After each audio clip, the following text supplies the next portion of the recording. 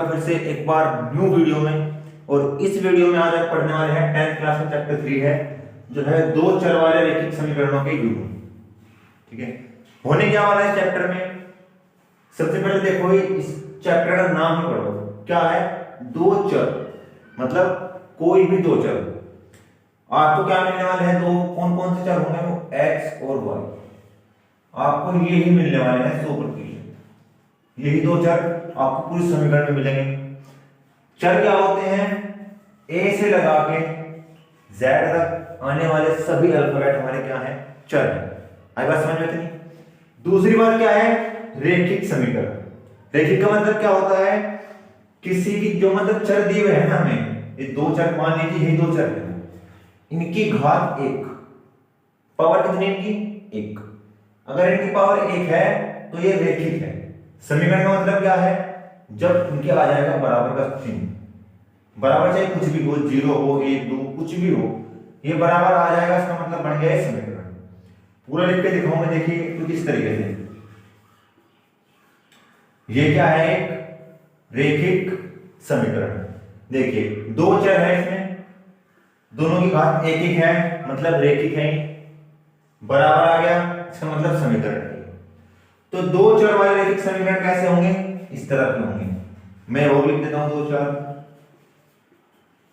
ये भी दो चर वाला रैखिक समीकरण है। इसमें दो चर हैं, चर की घात कितनी है, एक एक है। आई बात समझ में, ठीक है।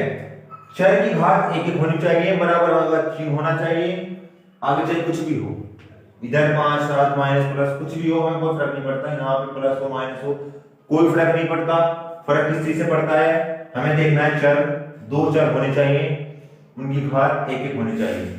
ठीक है, तभी हम कह सकते हैं कि ये दो चर वाले क्या हैं, रैखिक समीकरण है। इतनी बात समझ में आपको आई गई होगी। अब क्या देखते हैं, अब इनके युग्म देखते हैं। अगर आपको दो रैखिक समीकरण दे दी जाए और उनसे आपको युग्म पूछ ली जाए, संगत है या असंगत है, किस तरह की वो दो रेखाएं होंगी, क्या होगा, ये हम पढ़ने वाले हैं। ठीक है, इतना आपको समझ में आ गया हो तो हम चलते हैं थोड़ा आगे। अब देखिए, अब क्या है हमारे रैखिक समीकरणों के युग्म। अगर हमें कोई भी दो रैखिक समीकरण दे दी जाए, सपोज करो मैंने दे दिए, अब क्या है, अब देखिए रैखिक समीकरणों के युग्म कैसे होंगे, क्या होंगे, ये आप पढ़ने वाले हैं। ठीक है, मान लीजिए दो रैखिक समीकरण a1x b1y प्लस c1 बराबर 0। एक रैखिक समीकरण ये हो गई, a2x b2y प्लस c2 बराबर 0। ये हमारे दो रैखिक समीकरण हो गई। हमें ये बताना है कि इनके जो युग्म होंगे वो संगत होंगे, असंगत होंगे, इन दो रैखिक समीकरणों के हल कैसे होंगे, एक हल होगा, अद्वितीय हल होगा, क्या होगा, कैसे ये कुछ रेखाएं होंगी, क्या ग्राफ शो करेंगी, तो कैसे बताएंगे। देखिए, अगर a1 अपॉन a2, ध्यान दीजिएगा, अगर a1 अपॉन a2 बराबर नहीं है b1 अपॉन b2 के, और बराबर नहीं है c1 अपॉन c2। अब आप कहेंगे a1 a2 b1 b2 c1 c2 ये क्या है भाई।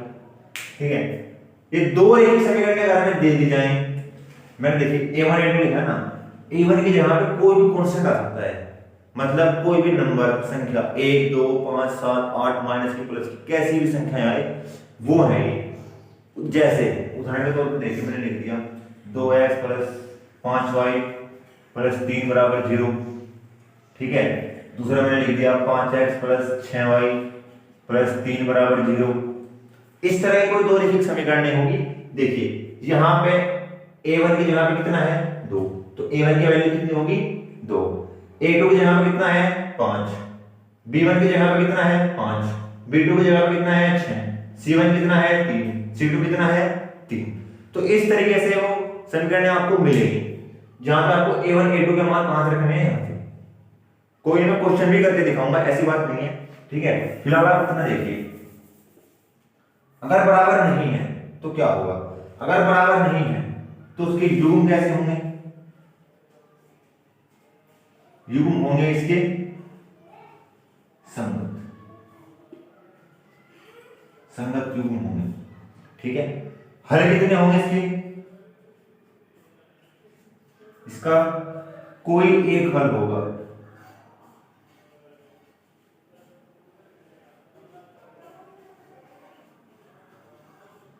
या कभी कभी क्या होता है, इसको अद्वितीय हल भी बोलते हैं, पेपर में अद्वितीय आ जाता है, अद्वितीय हल, कोई एक हल इसका मतलब है। तीसरी चीज, एक रेखा ये है, एक रेखा ये है।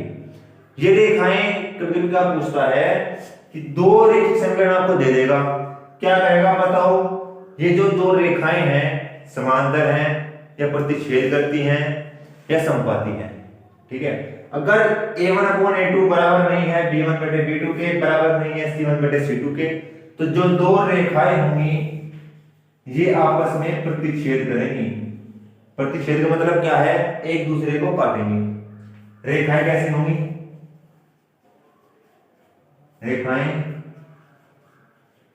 प्रतिच्छेद करेंगी। अगर इतनी बात आपको समझ में आ गई हो यहां तक तो इसको नोट करें, उसके बाद चलते हैं आगे, ठीक है। आई होप यहां तक तो समझ में आ ही गई होगी आपकी बात, यहां तक इसको नोट करें, उसके बाद चलते हैं नेक्स्ट पॉइंट पे।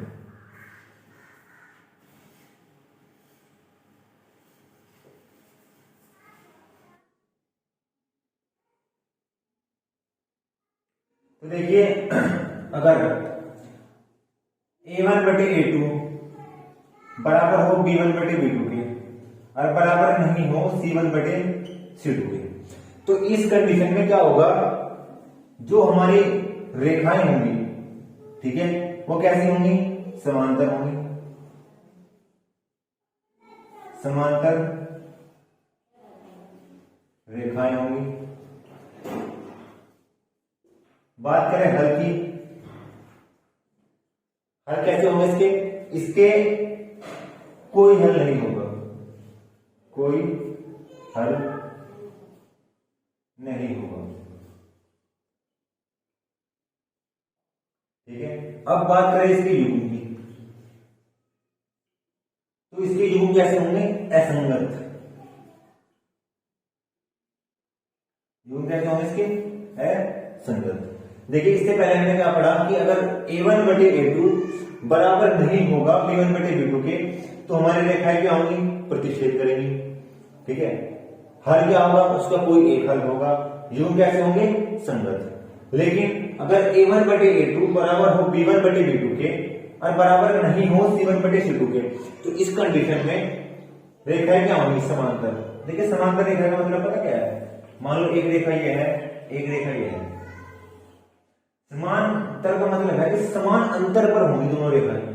जितना अंतर यहां से यहां तक होगा उतना ही यहां से यहां तक होगा, और इतना ही यहां से यहां तक होगा। जहां तक भी ये रेखा जाएंगी वहां तक उनका अंतर सेम रहेगा। ये मतलब होता है समांतर का। और जब ये इनका अंतर समान होगा तो ना ही प्रतिच्छेद करेगी, ना ही इनका कोई हल हो पाएगा, क्योंकि हल कब निकलेगा, जब रेखाएं प्रतिच्छेद करेंगी। आई बात समझ में, समझ में आ गया। अब देखिए तीसरा कंडीशन क्या होगी, अगर नोट कर लिया उसमें हमने a1/a2 बराबर हो b1/b2 के और बराबर हो c1/c2 के, ऐसे में क्या होगा, अगर बात करें रेखाओं की, तो हमारी रेखाएं कैसी होंगी, रेखाएं हमारी होगी समपाती। हल क्या होंगे, इसके अनंत हल होंगे। क्या होंगे, अनंत हल या अनेक हल। बात करें युग्म की, युग्म कैसे होंगे इसके, आश्रित संगत, ठीक है। अब बात करें समपाती रेखाएं क्या है। समपाती रेखा, समपाती रेखा का मतलब क्या है कि एक ही रेखा है, बस एक ही रेखा है, ठीक है। और इस रेखा पे उपस्थित प्रत्येक बिंदु इसका हल है। मान लीजिए कोई बिंदु यहाँ है, ये यहाँ है, यहाँ है, यहाँ है, तो प्रत्येक बिंदु जो इसको उपस्थित है वो इसका हल है। अब इस रेखा पे अनेक अनंत बिंदु स्थित होंगे, क्योंकि रेखा का कोई अंत नहीं, भाई बढ़ती जाएगी, पता नहीं कहां तक जाएगी, जहां तक भी जाएगी, इस पर जो बिंदु स्थित होंगे वो उसके हल होंगे। इसलिए इसके अनेक हल हैं, युग्म आश्रित है, इसके रेखाएं संपाती है। संपाती का मतलब एक ही रेखा है। ठीक है, इतनी बात आपको समझ में आ ही गई होगी। ठीक है, चलिए कोई एक क्वेश्चन करते हैं इसी का ही, उसी फिर आपको ज्यादा समझ में आएगा।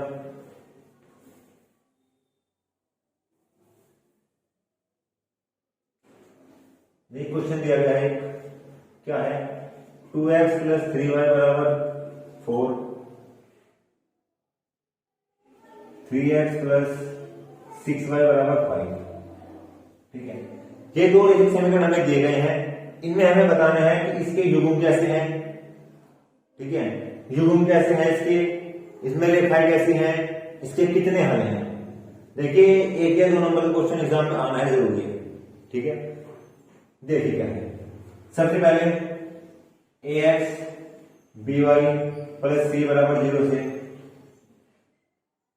तुलना करेंगे। ठीक है, a के साथ x है, b के साथ y है, प्लस c मतलब इधर क्या दिखाना है, हमें 0 दिखाना है। तो देखो उधर 0 ले होगा, इधर आगे हो जाएगा माइनस का बराबर 0, 3x प्लस 6y, 5 इधर आगे हो गया माइनस का बराबर 0। ये समीकरण 1, ये समीकरण 2, तुलना कर ली हमने। अब देखो दो समीकरण है, मतलब ये क्या है, a1 है, a1 बराबर कितना है 2, a2 बराबर कितना है 3, b1 कितना है 3, b2 कितना है 6, c1 कितना है माइनस के 4, c2 कितना है माइनस का 5। अब हमें अगर ये पता करना है कि रेखीय समीकरण के युग्म कैसे हैं, रेखाएं कैसे हैं, तो उसके लिए हमारे पास a1 बटे a2, b1 बटे b2, c1 बटे c2 होने चाहिए। तो पहले वही निकालो, पहले निकाल लो आप a1 बटे a2, कितना आएगा 2 बटे 3। ठीक है भाई, उसके बाद निकाल लो आप b1 बटे b2, कितना आएगा 3 बटे 6। इसके बाद निकाल लो c1 बटे c2, कितना आएगा माइनस के 4 बटे माइनस के 5, यानी कि 4 बटे 5। अब आप चेक करो क्या a1 बटे a2 बराबर है b1 बटे b2 के, क्या ये बराबर है इसके। हम कहेंगे कि तीनों में से कोई भी बराबर नहीं है, तो लिखेंगे a1 बटे a2 बराबर नहीं है b1 बटे b2 के, और बराबर नहीं है c1 बटे c2। जब तीनों ही बराबर नहीं है तो हम कहेंगे क्या, रेखाएं कैसी हैं, रेखाएं